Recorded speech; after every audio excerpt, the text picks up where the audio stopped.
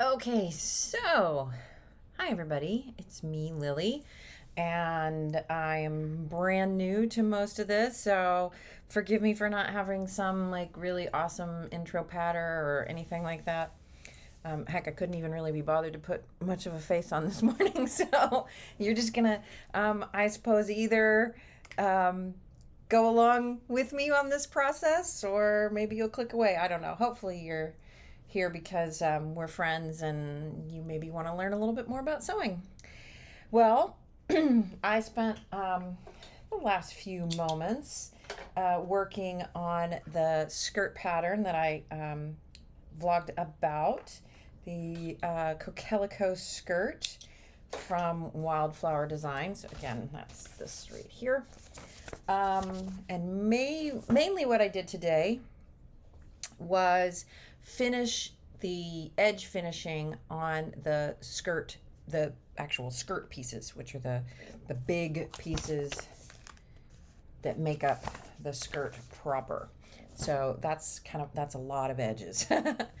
And it got me thinking about the subject of edge finishing because admittedly when I first got started sewing when I was much younger, I hated so much of what I then really saw as tedium in the process that now I know really help my project in the biggest ways.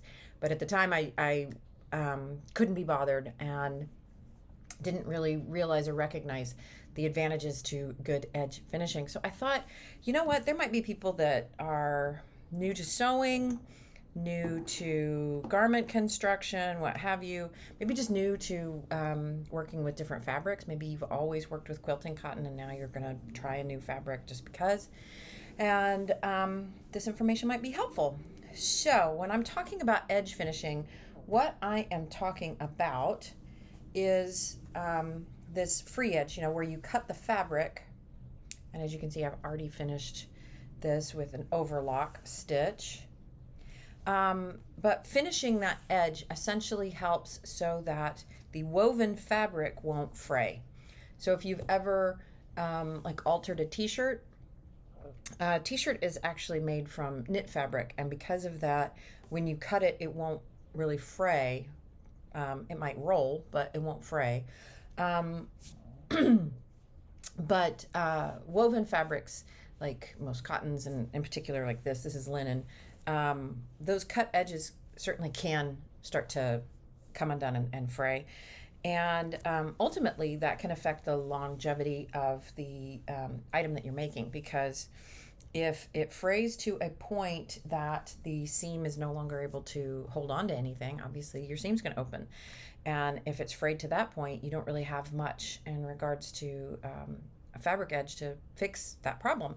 So, going through and finishing the edges of your fabric, before or even in some cases during the construction or finishing of the garment can really help with longevity. And also, for me, it actually makes the sewing more enjoyable because when I'm sewing and I see a nice, clean, finished edge, it just, I don't know, the little things, right? It just makes me feel better about what I'm doing as opposed to an edge that looks a little rough and ragged because it's already starting to fray. Now, for me personally, I like to do my edge finishing before I start constructing the actual garment. So after I've cut it, but before I start to put the pieces together is when I like to do my finishing. As I mentioned in my last vlog, I said I don't have a serger. I don't. And true story, every time I've gone to a sewing machine store to buy a serger, I've instead come home with a new sewing machine.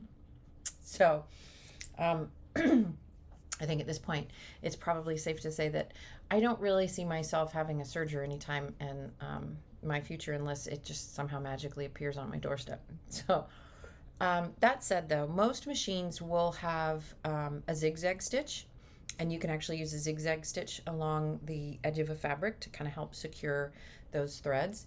My machine, which is a Bernina, it's a 20-something-year-old Bernina now, it has an overlock stitch, and the actual the really cool thing, and maybe I'll try and get pictures and I can show you guys, but the really great thing about it is there's a special foot here. So for Bernina it's 2A, but what's great about it, I don't know how well you can kind of see, is that when you stitch, the fabric edge goes right along here, and then this little post in there will help the fabric to actually kind of wrap around our fabric, the thread to kind of wrap around the edge of the fabric, which will help to clean it up. So I just use the overlocker stitch personally, and go through and finish my edges, and I think it looks so much nicer than a plain cut edge. I mean, don't you think? I just love it. Now, why I like to do that when I'm constructing is not only because, as I've mentioned, it looks nicer when I'm sewing, but life in my house is interesting, and sometimes what happens is a project gets started that then gets temporarily put aside for whatever reason. Yes, sometimes it's because I decide I want to try a different project, or maybe my sewing mojo just really isn't feeling that particular project. And admittedly, it's when you store things for too long that you can really start to see some issues with the edges fraying and things like that. And so if I just go ahead and overlock it after I've cut it and before I start the construction, then I know that should that project end up getting set aside temporarily, at least I don't have to worry about coming back later and finding a project that the edges are just trash. So that's another reason why I love to do the edge finishing when I do it. Now, yes, that means that there are times when I end up cutting off a finished edge, because when you are sewing, sometimes you do need to grade your seam allowances for pressing in a certain way. And that essentially means cutting down or cutting off part of the seam allowance. And if you've already finished that edge, then that means you're cutting off some of that finishing. But again, because there's the chance that I might be setting aside a project for a little bit, I like having the edges finished ahead of time. And when I do cut off an edge for something like that, it's usually not too difficult to go through and either do another overlock, or if that particular edge of the fabric is going to be contained by something, maybe a facing, or maybe I'm actually folding it in as part of a hem or finishing that way, then I might not worry quite so much if I've cut off that edge about, finishing it with an overlock or something. But, that's because if the free edge is enclosed, it's less likely to have a lot of fraying, because some of that fraying just comes from natural wear and tear, and when it's enclosed, it's almost like it's protected. So in fact, some edge finishing really is just enclosing the seam. I think it's called a Hong Kong finish, where they actually put like a bias binding on the free edge of a seam to help keep it look nice and neat.